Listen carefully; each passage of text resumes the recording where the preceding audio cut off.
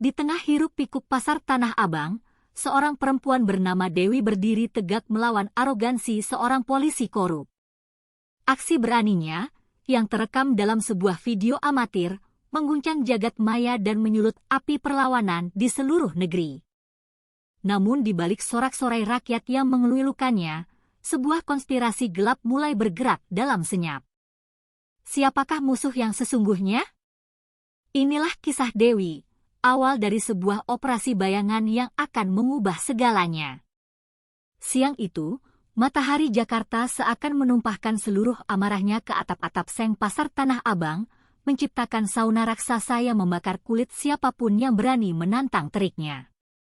Udara terasa pekat, sebuah ramuan aneh dari aroma kain katun yang baru dibuka dari plastiknya, parfum murah, keringat ribuan manusia yang berdesakan, dan wangi sate ayam yang dibakar di ujung gang. Suara-suara riuh rendah saling bertabrakan, teriakan para pedagang yang menjajakan daster dan kemeja, deru mesin jahit dari dalam kios-kios sempit, dan pengumuman dari pengeras suara yang sudah parau. Di antara lautan manusia itu, Dewi melangkah dengan tenang.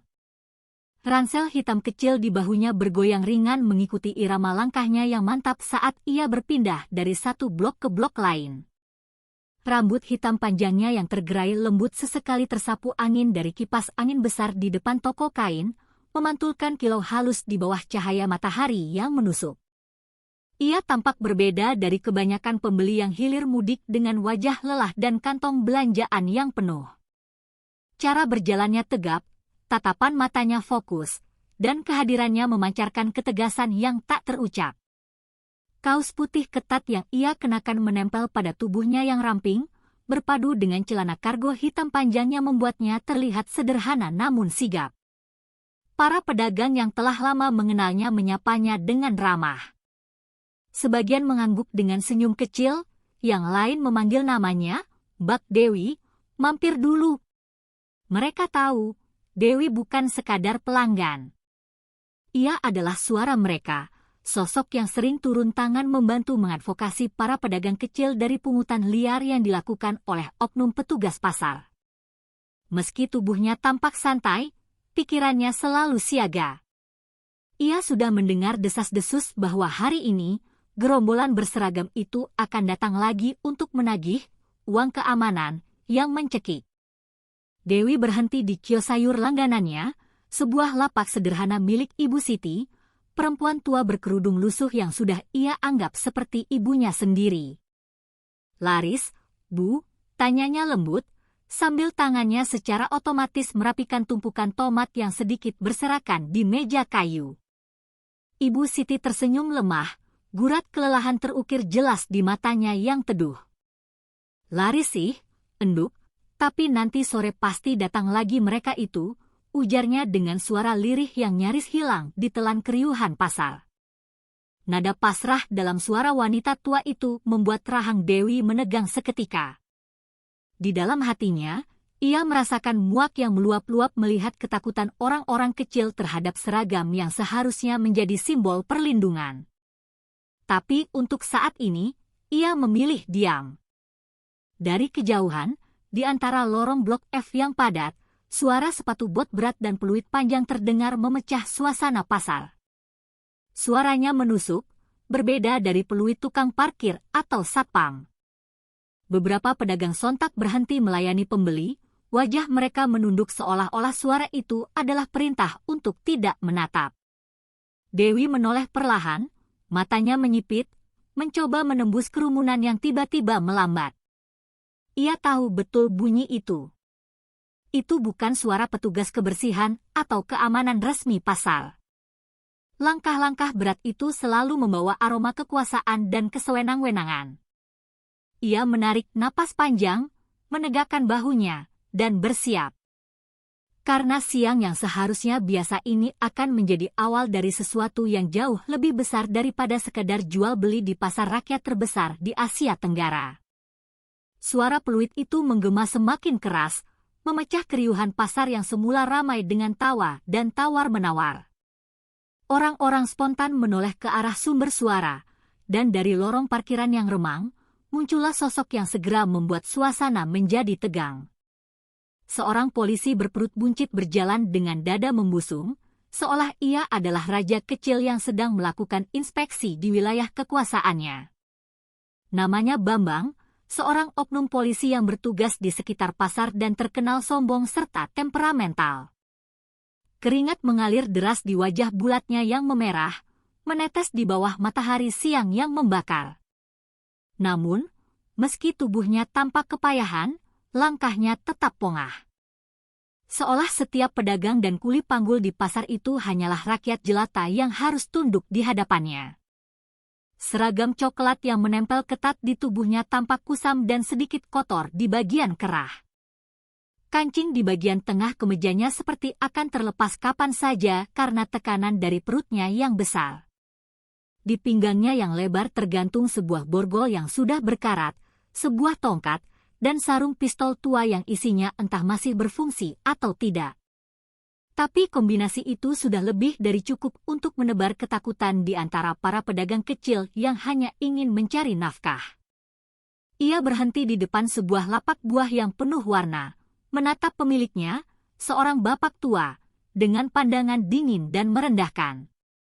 "Mana setoran keamanan bulan ini?" bentaknya kasar, sambil menendang sebuah keranjang buah hingga apel dan jeruk bergulingan ke tanah yang becek. Pemilik lapak yang sudah renta itu hanya bisa menunduk dalam-dalam, tangannya gemetar saat mengeluarkan beberapa lembar uang 50 ribuan yang lusuh dari dalam kantong plastik hitam. Dewi, yang berdiri tak jauh dari situ, memandangi kejadian itu dengan wajah yang menegang dan rahang yang mengeras. Ia sudah terlalu sering mendengar nama Bambang disebut dengan nada ketakutan di kalangan pedagang. Pria itu sudah lama menjadi momok, memeras siapapun yang berjualan di Tanah Abang dengan dalih uang keamanan. Beberapa pedagang yang pernah mencoba berani melawan, lapaknya disegel dengan alasan yang dibuat-buat, dan sebagian malah mendapat teror hingga akhirnya memilih hengkang dari pasar. Pemandangan semacam ini bukanlah hal baru bagi Dewi. Tapi kali ini, entah kenapa, rasanya berbeda.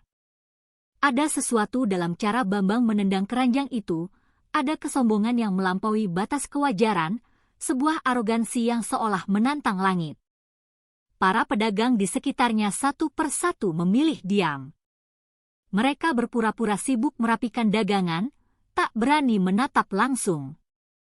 Suara pasar yang riuh perlahan mereda, digantikan oleh desah ketakutan dan langkah berat sepatu bot polisi yang tanpa perasaan menginjak sisa-sisa buah di tanah. Udara yang sudah panas kini terasa semakin menyesakkan. Dewi mengepalkan tangannya di sisi tubuhnya, matanya menatap lurus ke arah pria buncit itu. Di dalam dirinya, ada sesuatu yang mulai mendidih, rasa marah yang telah lama ia pendam. Ia tahu, jika hari ini ia kembali diam, maka besok dan lusa Bambang akan datang lagi, menindas lebih banyak orang dengan seragam yang seharusnya ia gunakan untuk melindungi. Jeritan kecil seorang ibu tua memecah kebisuan yang tiba-tiba menyelimuti pasar. Kotak-kotak styrofoam berisi sayuran segar berserakan di tanah, tomat-tomat merah berguling ke arah kaki para pembeli yang langsung menyingkir dengan wajah ketakutan. Ibu itu, Bu Siti, berusaha memunguti dagangannya satu persatu dengan tangan yang gemetar. Namun setiap kali ia membungkuk, sepatu bot hitam legam milik polisi buncit itu menendang kotaknya lagi, menyebarkan isinya lebih jauh. "Kalau tidak mau bayar, jangan jualan di sini," bentak Bambang kasar. Suara beratnya memantul di antara kios-kios sempit, membuat beberapa anak kecil yang sedang bermain di dekatnya menangis ketakutan. Tapi yang lebih menyakitkan bukan hanya teriakan itu, melainkan tatapan orang-orang di sekitar yang memilih menunduk, seolah kejadian itu hanyalah sebuah pertunjukan jalanan yang tak ada hubungannya dengan mereka. Dewi berdiri kaku di tengah lorong pasar. Matanya menatap lurus ke arah pemandangan yang membuat darahnya berdesir hebat. Ia melihat Bu Siti, perempuan yang ia kenal baik, yang setiap pagi selalu menyisihkan cabai dan sayuran terbaik untuknya, seringkali dengan diskon karena rasa sayangnya. Sekarang, wanita tua itu dipermalukan di depan semua orang, tanpa ada satupun yang berani menolong. Rahang Dewi mengeras, napasnya memburu. Udara panas yang bercampur debu dan bau keringat semakin menekan dadanya. Tapi bukan karena cuaca, melainkan karena rasa muak yang menggelegat di dalam dirinya hingga ke ubun-ubun. Pedagang lain hanya berbisik-bisik pelan, sebagian menoleh ke arah Dewi dengan mata cemas, seolah mengirimkan sinyal agar ia tidak ikut campur. Mereka tahu siapa Bambang. Orang yang berani melawannya biasanya tidak akan lama bertahan di pasar itu. Namun, Dewi bukan tipe orang yang bisa diam melihat ketidakadilan. Ia sudah terlalu sering menyaksikan aparat memperlakukan rakyat seperti sapi perahan. Di dalam kepalanya, berputar kembali wajah ayahnya dulu, seorang pengusaha kecil yang bangkrut karena terus-menerus diperas oleh oknum-oknum seperti ini. Kenangan pahit itu menjadi bara yang menyala kembali hari ini, di hadapan Bu Siti yang diperlakukan seperti sampah. Langkah kaki Dewi terdengar tegas di antara bisikan ketakutan orang-orang. Ia berjalan maju perlahan, menembus kerumunan yang secara otomatis memberinya jalan. Mata tajamnya menatap lurus ke arah Bambang, tanpa sedikit pun rasa gentar. Setiap langkahnya membuat jantung para pedagang berdetak lebih cepat. Beberapa bahkan mencoba menarik ujung bajunya pelan, berusaha menahannya, namun Dewi terus melangkah. Di dalam benaknya, hanya ada satu pikiran. Seseorang harus menghentikan pria ini, sekarang juga. Ia tidak tahu apa yang akan terjadi selanjutnya, tapi ia tahu satu hal yang pasti. Ketakutan tidak boleh lagi menjadi satu-satunya bahasa yang dimengerti oleh orang-orang jujur di pasar ini. Langkah kaki Dewi terdengar berat dan mantap di atas lantai semen pasar yang penuh noda tanah dan sisa buah busuk. Suara derit sandal dan bisikan takut dari para pedagang seolah menjadi musik pengiring bagi setiap langkahnya, tapi matanya hanya tertuju pada satu sosok, polisi buncit bernama Bambang. Udara panas terasa semakin menyesakan ketika ia berhenti tepat di hadapan pria itu, menciptakan sebuah ruang hening di tengah keriuhan. Anda ini polisi atau preman? Suara Dewi terdengar tajam dan jernih, mengiris udara yang semula penuh dengan ketakutan. Orang-orang di sekitar sontak terdiam. Kepala mereka serentak menoleh, sebagian bahkan menutup mulut dengan tangan, tak percaya ada seorang perempuan yang berani berbicara dengan nada seperti itu di depan aparat berseragam. Bambang tertegun sesaat, alisnya terangkat, tidak menyangka ada yang berani menantangnya di depan umum seperti ini. Namun, detik berikutnya, wajahnya yang bulat berubah merah padam. Bukan karena malu, tapi karena harga dirinya yang setinggi langit merasa tersentuh. Ia melangkah mendekat, tubuh besarnya seolah ingin mengintimidasi Dewi. Ia menatap perempuan itu dari ujung kaki sampai ujung kepala dengan pandangan menghina. "Ngapain kamu ikut campur, Neng?" katanya dengan nada kasar dan merendahkan. Napasnya yang berat terdengar seperti desisan dari dada yang terlalu lama dijejali amarah dan kesombongan. "Ini urusan keamanan. Kamu tidak tahu apa-apa," lanjutnya sambil tertawa pendek.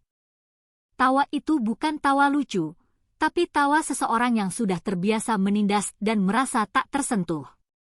Namun, Dewi tidak bergeming. Ia berdiri tegak, bahunya tak bergetar sedikit pun. Tatapan matanya yang tajam menusuk balik ke arah Bambang, membuat pria itu sejenak kehilangan kata-kata.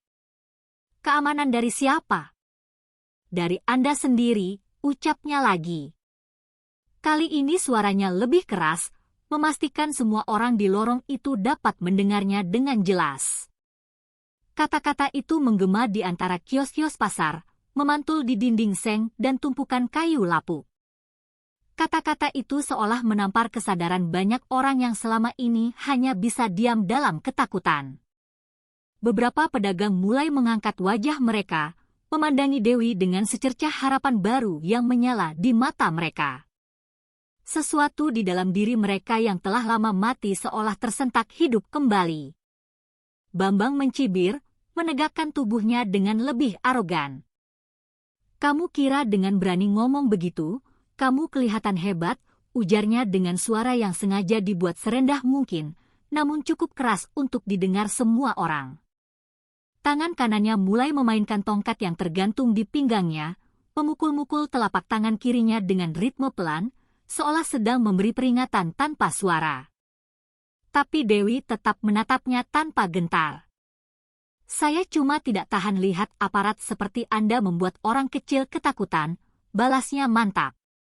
Udara di sekitar mereka seketika menjadi lebih berat. Waktu seolah melambat, dan semua mata kini tertuju pada dua sosok yang berdiri berhadapan di tengah pasar. Seorang perempuan muda yang mewakili keberanian, dan seorang polisi buncit yang mewakili penindasan. Suasana yang tadinya bising kini berubah menjadi sebuah panggung ketegangan yang hanya menunggu ledakan pertama. Bambang tertawa keras, suara serak dan beratnya memantul dari atap seng dan dinding kios, menggema ke seluruh lorong pasar. Orang-orang yang semula menatap dengan penasaran, kini mulai mundur perlahan, takut terseret dalam konflik yang jelas sedang memanas. Tawa itu bukan tawa geli, lebih mirip suara ejekan yang menandakan kekuasaan yang absolut di benaknya. Lucu juga kamu, katanya dengan nada menghina, terus menepuk-nepuk tongkat kayu di tangannya seolah sedang bersiap memukul anjing liar. Keringat di pelipisnya menetes semakin deras, namun bukan karena takut, melainkan karena panas dan emosi yang ia tahan agar tidak meledak di depan umum. Di bawah sinar matahari yang membakar, wajah Bambang tampak merah padam seperti bara api yang siap menyala kapan saja. Ia melangkah maju satu langkah, menegakkan tubuhnya yang bulat dengan dada yang semakin membusung. Kalau bukan karena saya, pasar ini sudah kacau dari dulu. Suaranya naik satu oktav, membuat beberapa pedagang di belakang menunduk lebih dalam lagi. Kamu pikir negara ini bisa aman tanpa orang-orang seperti saya? Kami ini benteng. Mengerti? Benteng keamanan. Ia kemudian meludah ke tanah dengan keras, air liurnya jatuh hanya beberapa senti dari ujung sepatu Dewi, sebuah tindakan penghinaan yang sangat disengaja. Beberapa penonton menahan napas, sebagian ingin menegur tapi lidah mereka keluh. Bagi mereka, menentang Bambang sama saja dengan menantang seluruh aparat yang berkuasa di wilayah itu. Namun Dewi tidak bergeming. Tatapan matanya tetap tajam, membakar balik kesombongan yang berdiri angkuh di depan matanya. Ia melihat dengan sangat jelas bagaimana kekuasaan bisa membuat seseorang buta terhadap kebenaran dan tuli terhadap jeritan orang kecil. Setiap kata yang keluar dari mulut Bambang terdengar seperti pembenaran atas kesewenang-wenangan yang selama ini ia lakukan. Bagi Dewi, pria di hadapannya bukan hanya seorang oknum polisi nakal. Ia adalah simbol dari penyakit kronis yang menular di tubuh penegak hukum negeri ini. Benteng keamanan, pikir Dewi dingin dalam hati, atau tembok penindasan. Rahangnya semakin mengeras, jemarinya mengepal erat di sisi tubuhnya.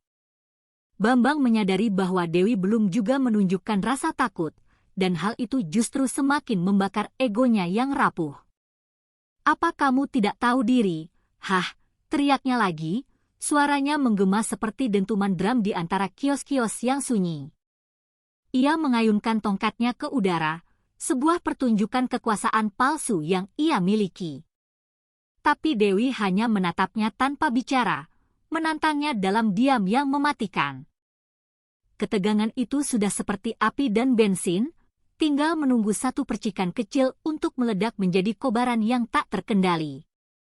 Para pedagang saling berpandangan, mereka tahu bahwa sesuatu yang besar akan segera terjadi. Di bawah panas matahari Jakarta, dua sosok itu berdiri berhadapan, arogansi melawan keberanian, dan semua orang tahu, salah satu dari mereka tidak akan mundur hari itu. Suara Dewi memecah udara panas pasar seperti petir di siang bolong. Kau bukan menjaga keamanan, tapi memperjualbelikannya. Malu kau pakai seragam itu, teriaknya lantang, nadanya tajam dan penuh dengan keberanian yang meluap-luap. Suara itu menggema, menembus jantung setiap orang yang mendengarnya. Dalam sekejap, suasana pasar yang semula riuh mendadak menjadi sunyi senyap. Tak ada lagi suara tawar-menawar, tak ada lagi derap langkah kaki. Semua pandangan kini tertuju pada dua sosok yang berdiri di tengah lorong, Dewi yang berdiri tegak dengan mata menyala, dan Bambang yang wajahnya berubah dari merah padam menjadi ungu karena amarah. Urat-urat di leher pria itu menegang, matanya membulat sempurna, dan napasnya tersengal-sengal karena amarah yang menumpuk di dada. Bambang menatap perempuan di depannya seolah tak percaya ada manusia yang berani menghinanya seperti itu di depan kerumunan. Selama ini, setiap kali ia menunjukkan kemarahannya, orang-orang pasti akan diam, tunduk, dan menyerahkan uang mereka tanpa banyak suara. Tapi hari ini, di bawah terik matahari yang membakar, seorang perempuan muda berdiri dan menelanjangi kebusukannya di depan umum. "Apa kau bilang? Hah?" Raungnya dengan suara berat. Ia melangkah cepat, sepatu bot hitamnya menghentak lantai pasar dengan keras. Dalam hitungan detik, tangannya yang besar dan kasar sudah melayang dan mencengkeram leher Dewi dengan kuat. Dewi terkejut. Tubuhnya terdorong ke belakang hingga membentur meja kayu tempat sayur mayur dan buah-buahan berserakan. Suara kayu yang berderak keras diikuti oleh jeritan tertahan dari para pedagang yang menyaksikan. Cengkeraman tangan Bambang begitu kuat hingga membuat wajah Dewi memerah, napasnya tertahan di tenggorokan. Ia mencoba menarik tangan pria itu, tapi genggaman itu terasa seperti besi panas yang menekan lehernya tanpa ampun. Orang-orang di sekitar hanya terpaku, tak satu pun berani bergerak. Ada yang ingin menolong, tapi rasa takut pada seragam polisi itu membuat kaki mereka seolah terpaku ke tanah. Di antara kerumunan, Bu Siti menutup mulutnya dengan kedua tangan, matanya basah menahan tangis.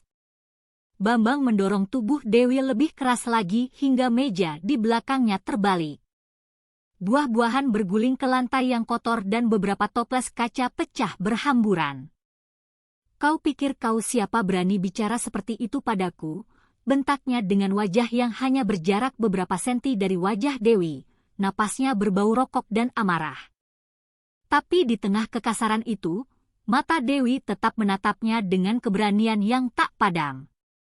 Tatapan itu menusuk hati siapapun yang melihatnya.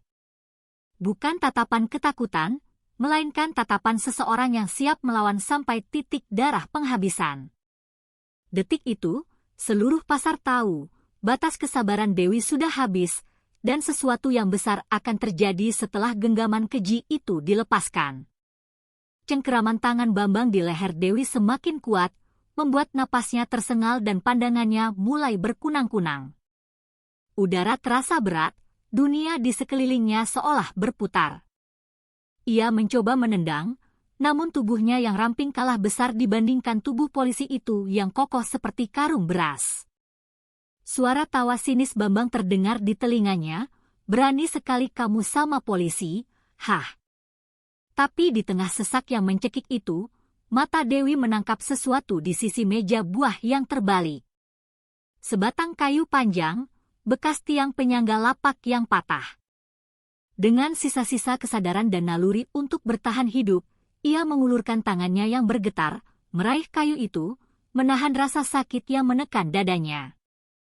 Dalam sekejap, rasa takutnya berubah menjadi kemarahan murni yang membakar.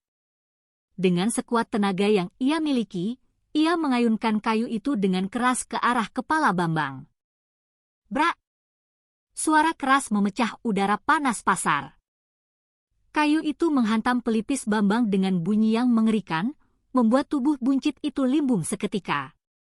Mata pria itu membulat, pandangannya kosong sesaat sebelum ia kehilangan keseimbangan. Cengkeramannya terlepas dari leher Dewi, dan tubuhnya yang besar jatuh ke tanah dengan keras, menghantam tumpukan buah dan peti kayu dengan suara berat, seperti karung pasir yang dilempar ke lantai. Semua orang membeku. Waktu seolah berhenti. Dewi terbatuk-batuk hebat, mengusap lehernya yang memerah dan terasa perih. Napasnya masih tersengal, tapi matanya tetap tajam, penuh dengan adrenalin dan kemarahan yang belum surut. Beberapa detik yang terasa seperti keabadian berlalu tanpa suara. Bahkan angin pun seolah berhenti berhembus. Lalu, seorang pedagang muda di pojokan berseru pelan, dia jatuh.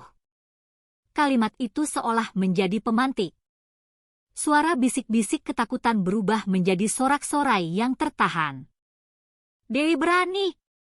Dewi lawan polisi itu, teriak seseorang dari tengah kerumunan. Sorakan itu kemudian bergema, mengguncang seluruh pasar. Wajah-wajah yang tadinya dipenuhi ketakutan kini berubah menjadi semangat. Para pedagang mulai keluar dari balik lapak mereka.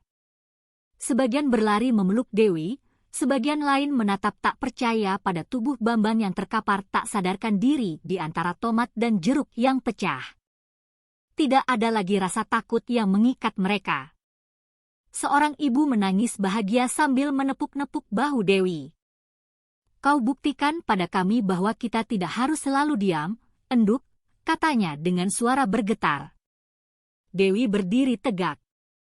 Tubuhnya masih gemetar hebat karena syok dan adrenalin, namun matanya menyapu seluruh pasar yang kini bersorak untuknya. Siang itu, di bawah terik matahari Jakarta, di tengah bau buah busuk dan debu, seorang perempuan telah melawan kesewenang-wenangan.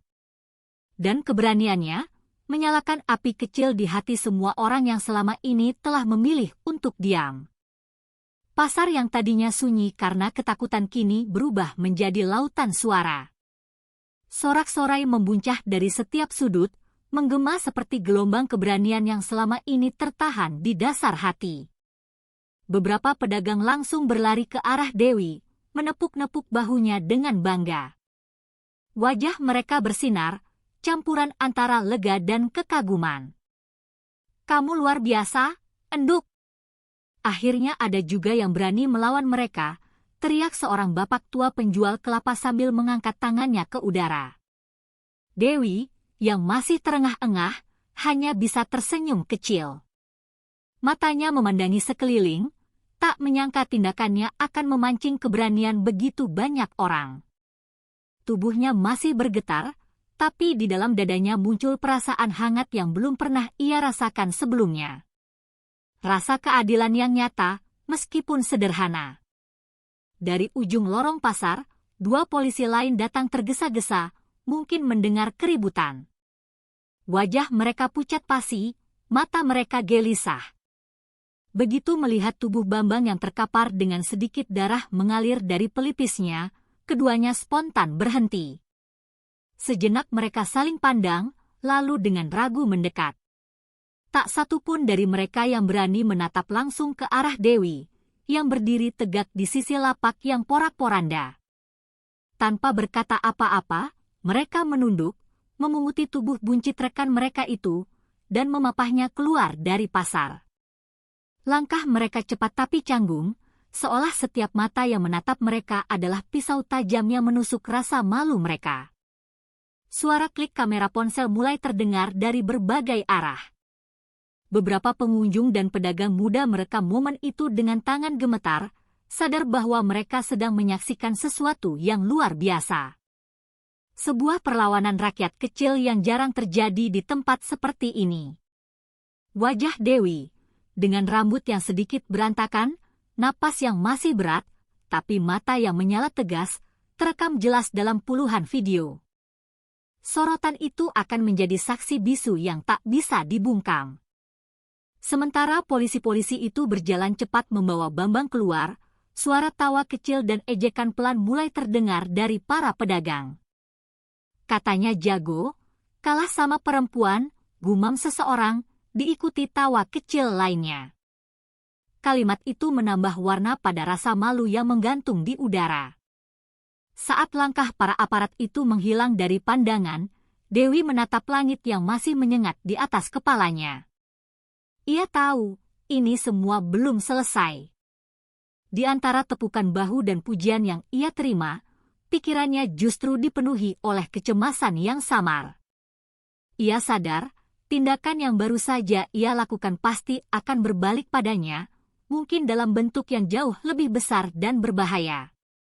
Tapi meski begitu, ia tak menyesal sedikit pun.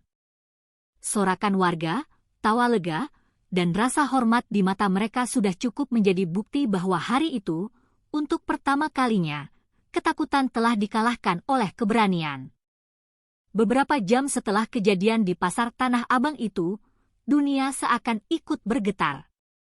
Video berdurasi 2 menit yang memperlihatkan seorang perempuan muda menghantam kepala seorang polisi buncit dengan sebatang kayu kini beredar liar di seluruh platform media sosial.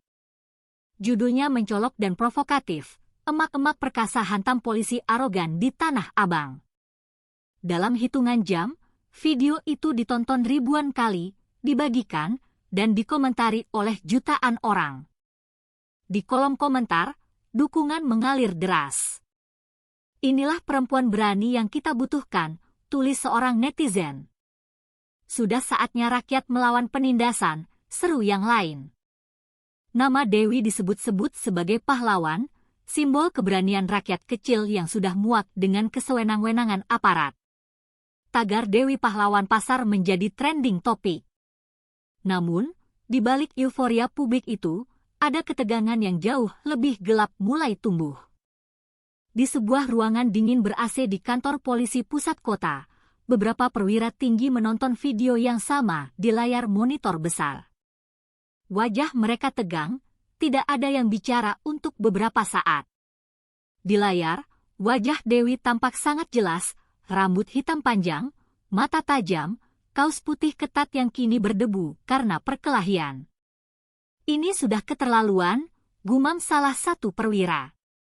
Tapi seorang pria dengan pangkat Ajun Komisaris Besar Polisi, AKBP, di pundaknya hanya menatap dingin. Ia tidak bereaksi, tidak menunjukkan emosi apapun. Namanya Hermawan. Ia hanya diam, sambil memutar ulang bagian di mana tongkat kayu menghantam kepala Bambang dan tubuh besar itu jatuh ke tanah. Setelah beberapa saat, pria itu mengambil telepon di mejanya. Suaranya rendah tapi tegas, nyaris tanpa ekspresi. "Cari perempuan itu," katanya pelan. "Jangan sampai berita ini semakin membesar." Ia menutup telepon dengan tenang, lalu menatap layar sekali lagi. Di sana, wajah Dewi membeku di tengah sorakan warga, sebuah simbol perlawanan yang baru saja lahir. Tapi bagi institusi yang ia pimpin, itu adalah sebuah ancaman yang tidak boleh dibiarkan hidup. Di ruangan itu, udara terasa dingin. Bukan karena pendingin ruangan, tapi karena aroma bahaya yang baru saja dimulai. Sementara itu, di rumah kontrakannya yang sempit di sebuah gang padat di Petamburan, Dewi menatap ponselnya dengan perasaan campur aduk. Ia melihat wajahnya sendiri di setiap unggahan berita, setiap potongan video pendek yang beredar. "Pahlawan Rakyat," begitu judul yang terpampang di salah satu portal berita online. Tapi di balik semua pujian itu, ada ketakutan yang sulit ia jelaskan. Ia tahu, keberanian selalu memiliki harga. Di luar sana, mata-mata mulai mencarinya, dan di balik dinding institusi berseragam coklat, namanya kini resmi masuk dalam daftar buruan. Hari kemenangan di Pasar Besar telah berubah menjadi awal dari perburuan yang akan mengguncang seluruh hidupnya. Malam mulai turun di Jakarta, menebarkan selimut gelap di atas kota yang tak pernah tidur. Tapi bagi Dewi, gelap bukan lagi sekadar waktu untuk beristirahat. Sejak video dirinya viral, ia merasa dunia di sekitarnya berubah. Di rumah kontrakan kecilnya di pinggiran kota, suasana tak lagi setenang dulu. Beberapa kali ia mendengar suara motor berhenti di ujung gang sempit tempat ia tinggal. Suara mesinnya tidak asing, motor besar berwarna hitam, berhenti tanpa alasan yang jelas, lalu melaju pelan begitu ia menyalakan lampu teras. Awalnya ia mengira hanya kebetulan, tapi kejadian itu terulang malam demi malam. Naluri liarnya mengatakan ada sesuatu yang tidak beres. Kadang, di tengah malam, ia terbangun karena suara langkah kaki di luar jendela kamarnya. Langkah itu berat, berhenti sejenak tepat di depan pintu, lalu menjauh perlahan. Setiap kali ia mencoba mengintip keluar untuk memastikan, yang tersisa hanyalah keheningan malam dan bayangan panjang tiang listrik di bawah cahaya lampu jalan. Dewi mulai sadar, keberaniannya di pasar telah membuatnya bukan hanya dikenal, tapi juga diburu. Ia telah menyingkap sesuatu yang selama ini bersembunyi di balik seragam dan pangkat, dan mereka yang tersingkap tak akan tinggal diam. Tapi meski tubuhnya waspada, jiwanya tetap teguh. Ia tahu, ketakutan adalah senjata pertama yang digunakan musuh untuk melumpuhkan lawannya. Siang harinya, beberapa orang asing dengan penampilan mencurigakan terlihat berkeliaran di sekitar rumahnya. Mereka berpura-pura membeli rokok di warung depan gang, berdiri terlalu lama sambil menatap ponsel, namun sesekali melirik ke arah pintu rumahnya. Dewi berpura-pura tidak peduli, tapi setiap detik, matanya merekam semuanya. Ia menyimpan semua detail, jenis motor, wajah, pakaian, hingga waktu kedatangan mereka. Kalau mereka pikir aku akan lari, mereka salah besar, gumamnya pelan sambil menutup gorden jendela. Keberaniannya di pasar tidak lahir dari emosi sesaat. Itu adalah puncak dari kemuakan yang telah lama terpendam. Ia tahu ada sesuatu yang jauh lebih besar yang sedang bermain di balik peristiwa itu. Pada malam ketiga, ketika angin membawa aroma hujan dari kejauhan, Dewi berdiri di depan cermin tua di kamarnya. Tatapan matanya berubah. Bukan lagi wajah seorang perempuan biasa, tapi wajah seseorang yang siap menghadapi bahaya apapun. Kalau mereka mau datang, biar mereka datang, ucapnya tegas pada bayangannya sendiri. Ia tahu, sejak hari itu, hidupnya tak akan pernah lagi sama. Keberanian yang dulu hanya untuk membela seorang ibu tua di pasar, kini telah mengguncang pondasi sebuah kekuasaan yang busuk. Ia telah menyentuh sarang tikus yang bersembunyi di balik lencana dan seragam. Dan mereka akan melakukan apapun untuk membuatnya diam.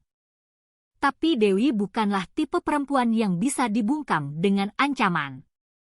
3 hari setelah pasar besar kembali tenang, ketegangan justru menyusup ke rumah kontrakan Dewi. Siang itu, seorang pria berpakaian rapi datang mengetuk pintunya. Wajahnya datar, suaranya kaku seperti orang yang sedang menghafal kalimat. Surat panggilan dari kepolisian, Bu, katanya sambil menyerahkan sebuah amplop coklat tebal dengan logo kepolisian di sudut kiri atas. Dewi menerimanya perlahan, matanya menatap tajam pada pria itu. Ada sesuatu yang aneh. Pria itu tidak mengenakan seragam, hanya kemeja putih yang disetrika licin dan sepatu pantofel mengilap yang terlalu formal untuk seorang kurir biasa. Dari unit mana? Tanya Dewi, menguji. Pria itu hanya tersenyum tipis, senyum yang tidak mencapai matanya. Nanti saja dibaca, Bu. Lalu ia berbalik dan pergi tanpa menoleh lagi. Begitu pintu tertutup, Dewi membuka amplop itu dengan hati-hati. Di dalamnya, selembar surat resmi dengan kop institusi negara. Namun, matanya yang jeli langsung menangkap beberapa kejanggalan. Stempel di bagian bawah terlalu buram, dan tanda tangan yang tercetak di atas nama AKBP Hermawan terlihat seperti hasil pemindaian yang kasar. Bahkan nomor surat dan tanggalnya tidak sesuai dengan format resmi yang ia tahu dari pengalamannya membantu kasus-kasus warga. Jebakan, gumamnya pelan. Naluri yang telah diasah oleh pengalaman hidup yang keras kembali menyalakan alarm bahaya di dalam dirinya. Ia tahu, bila ia menuruti panggilan itu, bisa jadi ia tidak akan pernah kembali. Surat itu bukan ajakan untuk klarifikasi, itu adalah undangan menuju penghilangan paksa.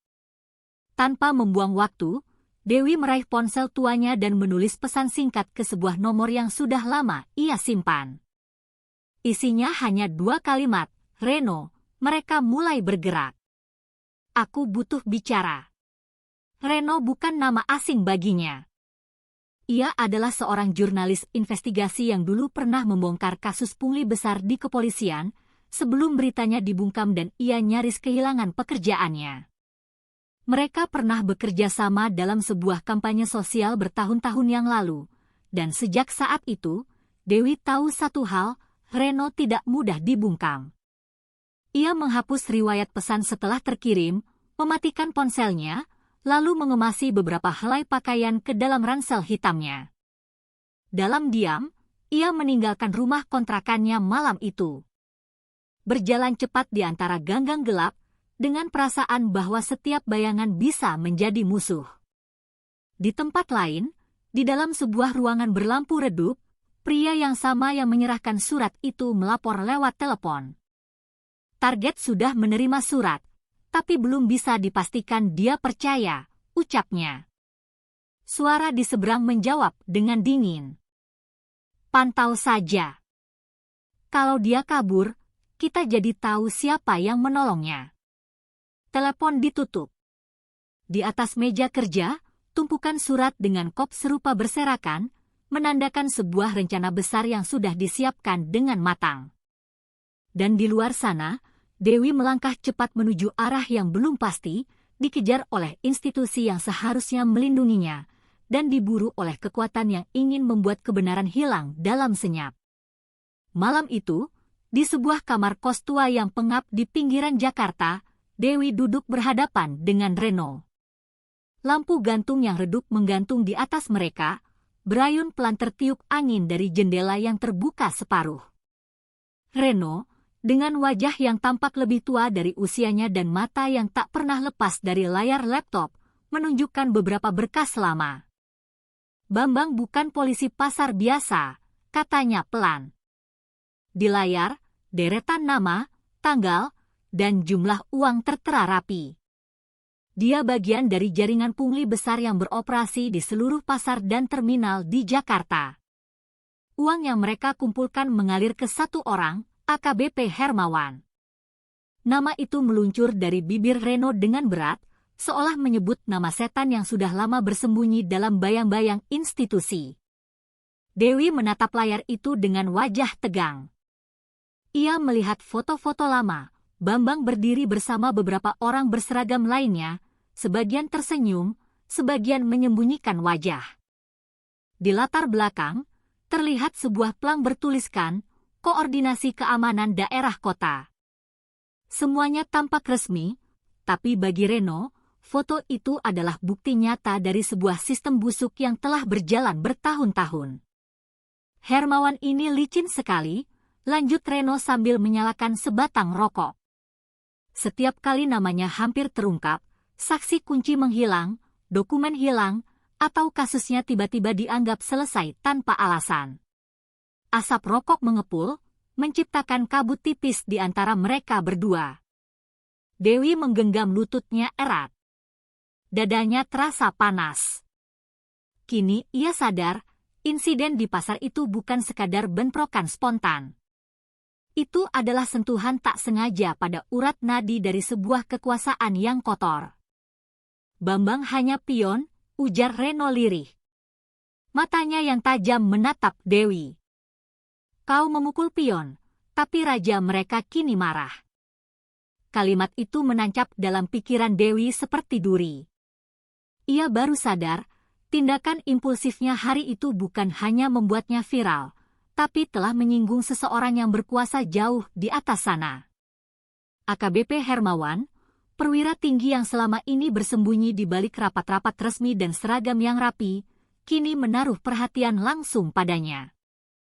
Kalau dia sampai turun tangan, berarti ini bukan sekadar penegakan disiplin. Ini perburuan, kata Reno lagi, menatap layar peta digital yang menunjukkan titik-titik lokasi pasar di seluruh kota.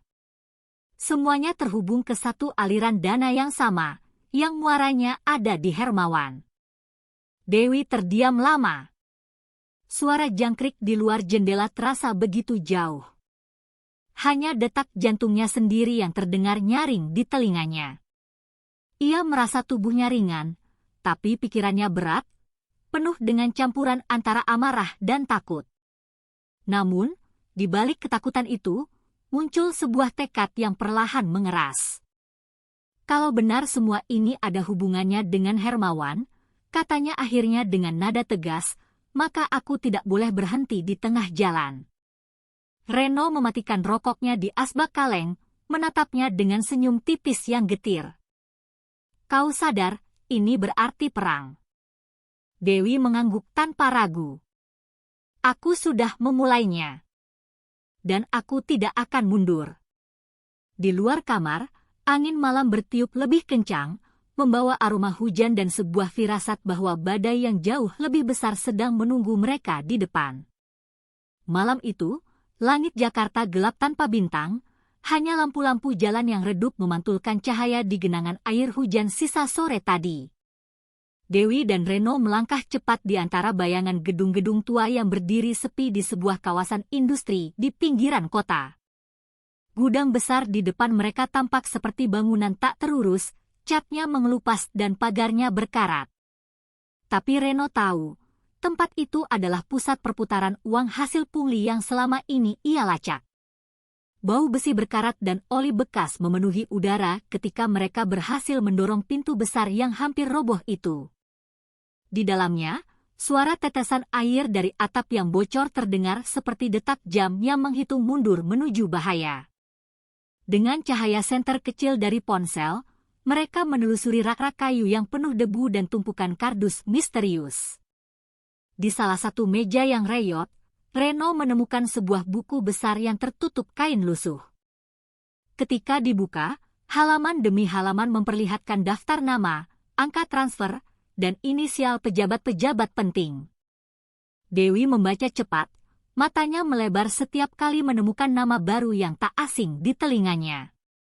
Di antara catatan itu, ada daftar pasar dan terminal di berbagai daerah, semua dengan jumlah setoran rutin yang fantastis.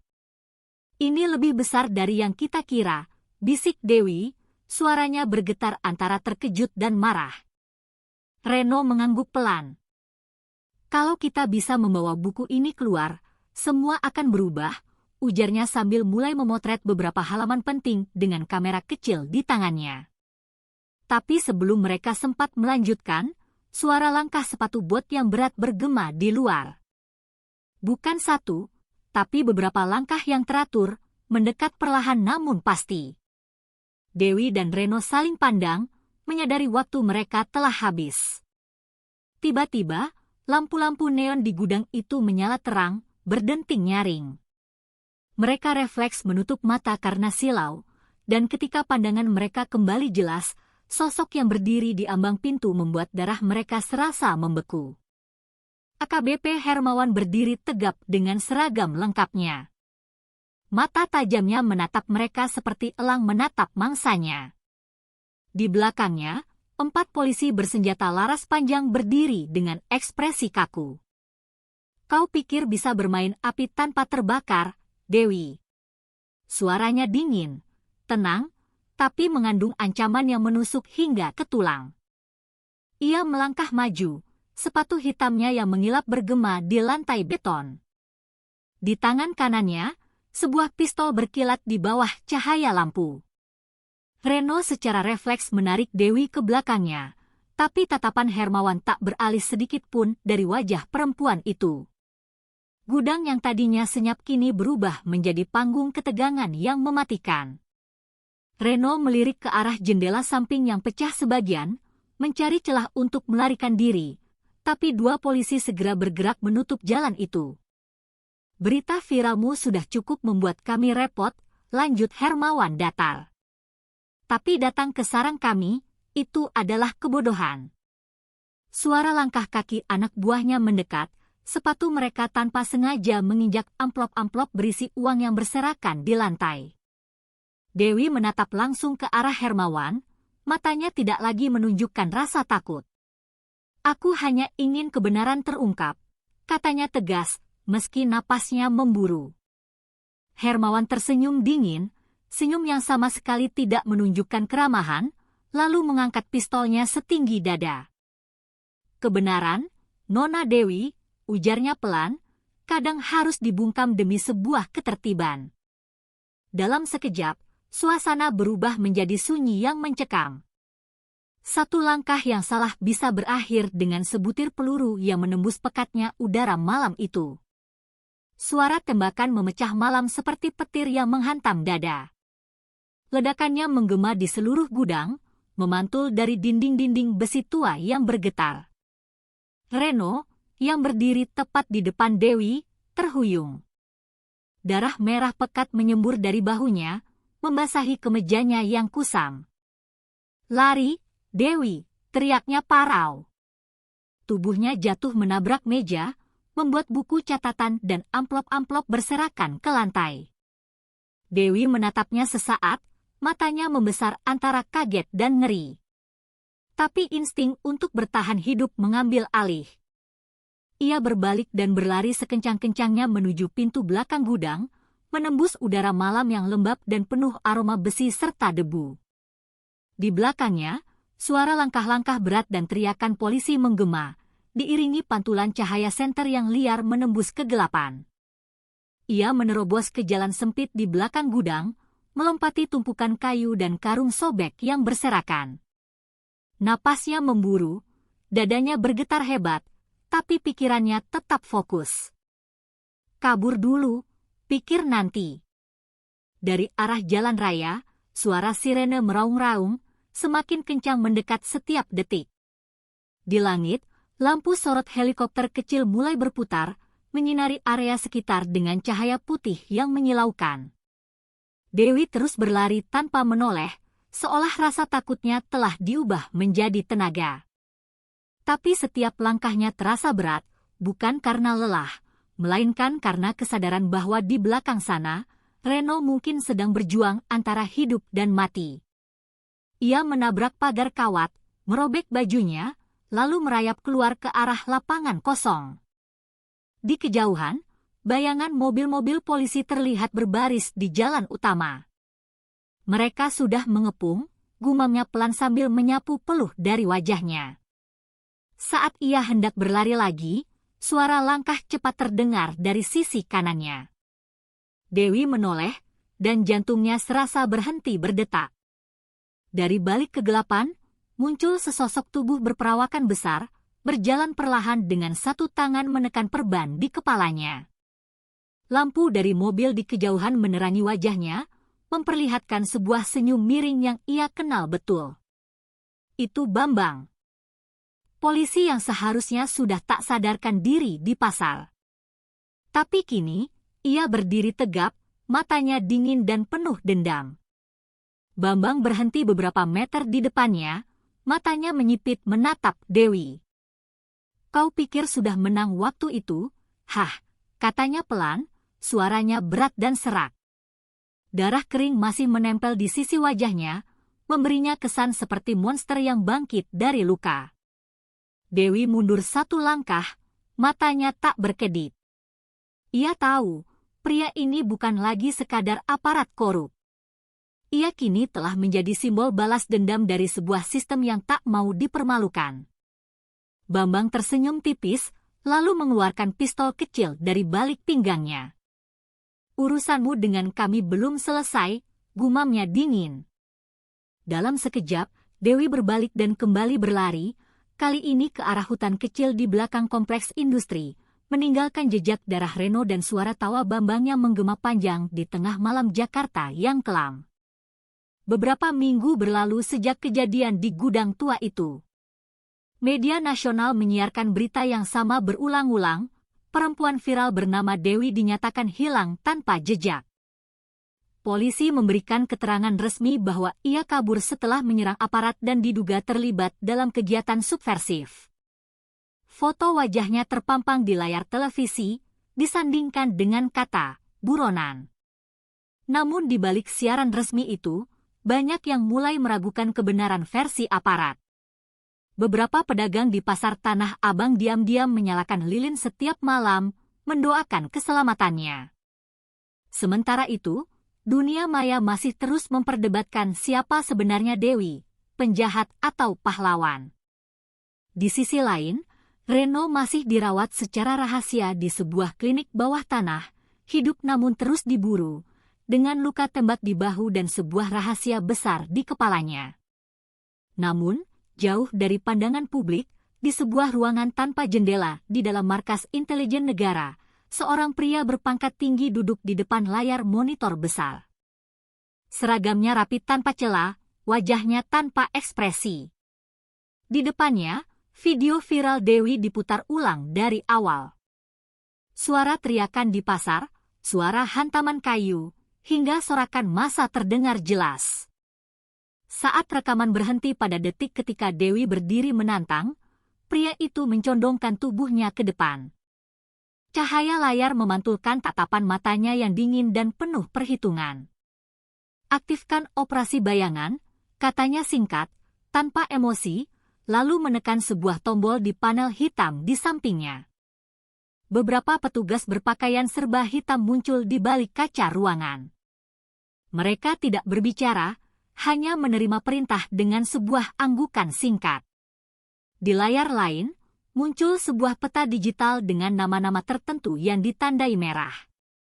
Sebagian dari mereka adalah pejabat, sebagian lagi jurnalis, dan di sudut bawah, terdapat nama Dewi, dengan keterangan status, aset.